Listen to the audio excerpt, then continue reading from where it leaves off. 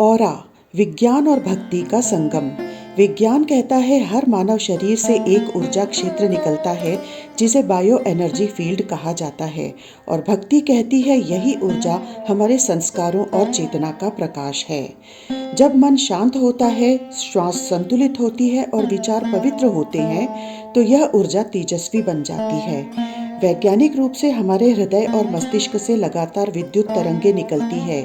यही तरंगे हमारे ऑरा को आकार देती है, और शास्त्र कहते हैं जप, ध्यान और नाम स्मरण इन तरंगों को संतुलित और शुद्ध करते हैं। इसलिए भक्ति केवल आस्था नहीं, ऊर्जा विज्ञान भी है। जब ऑरा शुद्ध होता है तो बिना बोले भी शांति और सकारात्मकता फैलती है। याद रखिए, जैसा आपका मन वैसा ही आपका ऑरा। ऑरा प्रभावशाली इस तरह बनता है। पहला, कम बोलना, भीतर की शक्ति। शास्त्र कहते हैं मौन में ऊर्जा संचित होती है। जब हम कम बोलते हैं तो हमारी चेतना गहरी होती है और ऑरा स्वाभाविक रूप से प्रभावशाली बनता है। दूसरा, हर जगह उपस्थित रहें पर हर किसी से उलझे नहीं।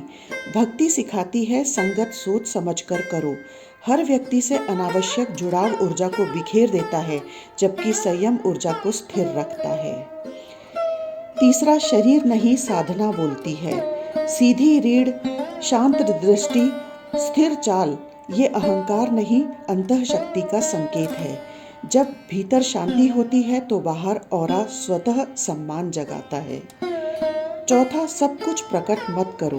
शास्त्र कहते हैं गुप्त साधना शीघ्र फल देती है। हर विचार और हर योजना सबके सामने रखने से ऊर्जा क्षीण होती है। थोड़ा रहस्य ऊर्जा को गहन बनाता है। पांचवा, खुद की दृष्टि में स्वयं को सम्मान दो। जब आत्मा स्वयं को स्वीकार कर लेती है तो उसे संसार की स्वीकृति की आवश्यकता नहीं रहती। यही आत्मसम्मान ऑरा को दिव्य बनाता है। ऑरा दिखाने से नहीं, शुद्ध चेतना जीने से बनता है।